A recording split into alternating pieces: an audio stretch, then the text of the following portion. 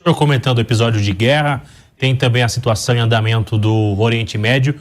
Recentemente teve uma sugestão do senhor, uma proposta da produção da bomba atômica.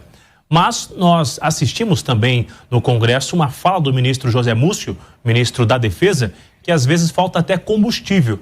O senhor acredita que vamos conseguir evoluir para essa ideia do senhor? É uma ideia e um plano de governo ou é somente para dar uma visibilidade para essa discussão? Eu acho que é uma necessidade a gente ter uma bomba atômica. Olha só, a Ucrânia jamais teria sido invadida se ela não tivesse cedido as suas bombas atômicas quando da dissolução da União Soviética. Olha só, um país que é insignificante politicamente, insignificante economicamente, mas que ninguém mexe e que por vezes está nas pautas do debate geopolítico, é a Coreia do Norte. Por quê? Porque tem bomba atômica. A Coreia do Norte não tem poder de sancionar economicamente ninguém. A Coreia do Norte não tem pessoal para entrar em guerra com ninguém. A Coreia do Norte, sim, é um país absolutamente destruído e sucateado, mas tem uma bomba atômica e ninguém mexe com eles por causa disso. Da mesma maneira, para o Brasil ter soberania, palavra que os petistas ouviram e eles repetem, mas não sabem o que significa, nós precisamos de bomba atômica. Porque senão, China, Estados Unidos, Rússia fazem o que quiser aqui, não só no Brasil, mas na América do Sul, quando quiserem. A gente não tem soberania nenhuma. O momento que a Rússia quiser fazer qualquer coisa aqui, faz, a não ser que a gente dependa dos Estados Unidos. O momento que os Estados Unidos quiserem fazer qualquer coisa aqui, faz, a não ser que a gente dependa da Rússia e da China. Ou seja, para não depender de ninguém, para ser soberano de fato, para mandar no próprio território e para ter a posição de autoridade e de liderança na América do Sul, que nós defendemos que o Brasil tenha, o Brasil precisa ter bomba atômica. Agora, nós temos um investimento pífio, o nosso investimento de maneira geral, o investimento público, ele é pífio.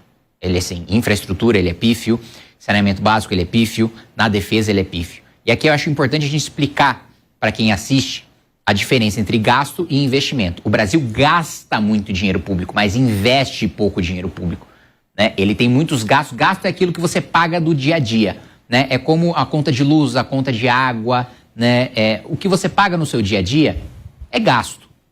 Você não vai receber nada no futuro por causa disso. Investimento é você comprar uma ação. Investimento é você pagar um curso profissionalizante para você entrar numa profissão que você vai ganhar mais depois. Da mesma maneira, o Brasil gasta muito e investe pouco. Para a defesa é esse justamente o caso. Tanto proporcionalmente a gente investe pouco em defesa, ou seja, o orçamento voltado para a defesa é pequeno, mas ao mesmo tempo, o orçamento que a gente manda para a defesa é muito desproporcionalmente grande em pessoal. A gente gasta muito com o pessoal das Forças Armadas, proporcionalmente ao orçamento total, e pouco em investir em equipamento. Por isso que a gente teve, eu lembro no governo Bolsonaro, teve aquele desfile patético ali de 7 de setembro que passou um tanque ali que parecia um maré a turbo ali quebrando na esplanada dos ministérios. Para não passar esse tipo de vergonha, a gente precisa ter um investimento estruturado em defesa e a bomba atômica passa por isso. Só para finalizar, porque é uma crítica que eu escuto muito, mas não tem saneamento, tem tanto problema no Brasil, você quer fazer bomba atômica? Bom, você quer ser soberano, você precisa ter bomba atômica. Mas vai conseguir? O Brasil com tantos problemas vai conseguir? Paquistão conseguiu. Ele tem mais problemas estruturais do que o Brasil. Então, naturalmente, a gente consegue também. Rapidamente, antes do Arthur, da Folha de São Paulo, o senhor comentava sobre uma soberania e riscos, né, do invasão.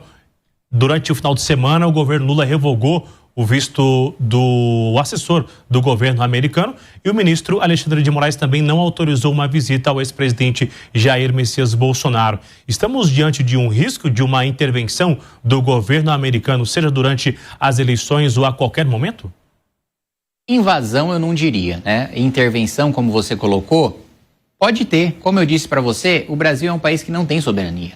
O Brasil ele não tem condições econômicas de ter soberania. Nos últimos 40 anos a gente poderia ter trabalhado para ser um país rico.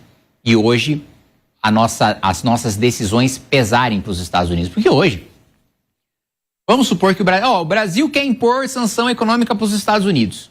Vamos tarifar as coisas que a gente compra dos Estados Unidos. A gente já tem um dos impostos de importações mais altos do mundo para as coisas que a gente compra dos Estados Unidos. Então, os Estados Unidos vão falar o quê? Você já tributa o meu iPhone e aí de vocês já é o mais caro do mundo. Ninguém tributa tanto quanto vocês. Vocês vão fazer mais o quê? A gente não tem nem... A gente é tão impotente, a gente está numa situação tão humilhante geopoliticamente que a gente não tem os instrumentos econômicos. Ao mesmo tempo, no pilar de influência geopolítica, também a opinião do Brasil não importa nada. A gente costuma, né, ter essa ilusão de que o Brasil, por ser o país amigão de todo mundo no mundo, ele tem condição de promover o diálogo, de ter influência. Nada. Geopolítica é demonstração de força. Tem condição de promover o diálogo quem tem força para promover o diálogo. Tem condição de ser polícia de determinado continente ou polícia do mundo quem tem força para ser polícia do mundo. Força econômica, força política, força militar. O Brasil não tem nada disso. Então, a gente está suscetível a qualquer tipo de intervenção de qualquer tipo de país. Me lembro que saiu uma matéria num jornal internacional falando da quantidade de agentes russos. Eu sempre pensei, alguém me falasse isso e eu não tivesse lido uma matéria de um veículo confiável, que eu preciso puxar depois, eu não acreditaria, acharia que é conspiração. Mas da quantidade de agentes russos no Brasil. Né? E assim, a inteligência brasileira é uma piada. Assim como as nossas Forças Armadas, nós estamos numa situação humilhante. E nem é culpa das Forças Armadas, nem é culpa da inteligência em si, mas das gestões que nós tivemos, pelo menos nos últimos 40 anos. Né? No período de Nova República, que a gente tinha a oportunidade de ser o nosso amanhecer, de ser a nossa alvorada, e essa decadência que a gente está hoje. Então a gente está sujeito a todo tipo de influência. Não é inteligente a gente comprar briga com nenhuma potência, seja Rússia, seja China, seja Estados Unidos, briga que envolva... Né? Obviamente, a gente vai ter os nossos posicionamentos do que nos interessa economicamente, do que nos interessa politicamente, do que nos interessa em alianças militares. Agora, brigar, bater de frente, a gente não tem condição de bater de frente com nenhuma potência. Então, eu acho essas medidas do governo Lula e essa decisão do ministro Alexandre de Moraes uma burrice. Arthur? Deputado, sobre a bomba atômica. Assumindo que o Brasil tem a capacidade de construí-la e assumindo também que nações estrangeiras não invadam, não ataquem o país por isso, não é contraditório pensar o senhor defender saneamento fiscal e, ao mesmo tempo, a construção de uma bomba atômica? De onde o Brasil vai tirar dinheiro para construir uma bomba atômica? Não por causa da diferenciação que eu falei para você. Gasto é uma coisa, investimento é outra. O saneamento que eu defendo é em gasto. Eu defendo corte de despesa obrigatória. Eu defendo, por exemplo, que seja cortadas emendas parlamentares, né? 60 bilhões de reais que são extremamente mal aplicados, na maioria esmagadora das vezes. A gente está falando de 60 bilhões de reais. Eu defendo corte de gastos com super salários também, que dá 15 bilhões de reais de dinheiro que eu preferiria até que fosse jogado no lixo do que fosse recebido por pessoas privilegiadas, como a gente tem hoje várias castas aí do Ministério Público, do Judiciário, privilégios com os parlamentares, gasto com um deputado que aluga um carro aqui, aluga um carro no seu estado, gasta gasolina aqui, gasta gasolina no seu estado, tem um apartamento funcional aqui ou recebe auxílio moradia. Tudo isso é gasto. E todos os que eu falei agora, gastos inúteis ou extremamente mal aplicados. 200 bilhões de reais em privilégios tributários para grandes empresários que têm poder de lobby no Congresso Nacional, no Palácio do Planalto. Só aí eu já te dei, quase 300 bilhões de reais por ano de corte de gasto. Todos esses 300 poderiam virar investimento. Com esses 300 eu começo a fazer a bomba atômica.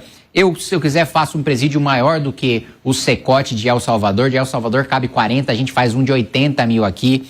Se eu quiser, com isso daí, eu promovo o maior programa de infraestrutura da história do país, mais do que a gente teve durante o período da ditadura militar, mais do que a gente teve de investimento na época de Juscelino Kubitschek. Se eu quiser, eu faço uma reestruturação de portos e de aeroportos. Se eu quiser, eu promovo o maior programa de qualificação profissional da história do país, técnico profissionalizante, repercutindo aquilo que a gente tem de melhores práticas na Europa. Se eu quiser, eu promovo isso em bolsas de iniciação científica e de financiamento de ciência de ponta, para a gente ter, como a gente tem hoje na medicina do Brasil, na pesquisa de medicina da USP, que está na ponta de linha, na fronteira do conhecimento do mundo, a pesquisa agropecuária que a gente tem na Embrapa, que inclusive eu estou ajudando num programa de agroespacial, né? O Brasil vai ter uma parceria com o programa Artemis. Olha que coisas grandiosas que a gente tem no nosso país que a gente não sabe, por causa de investimento. Vamos participar da missão Artemis ali, irmã, né? Na mitologia e também agora na tecnologia da missão Apollo, para promover também o que a gente tem, para ter algo parecido com o que a gente tem também na aviação civil, que a gente também está na fronteira do conhecimento. Então, assim, se você me perguntar as fontes de recurso, o saneamento fiscal para fazer investimento, eu vou ter excesso de coisas para te falar. Gostou do vídeo? Se inscreva no canal O País do Futuro para mais vídeos como este.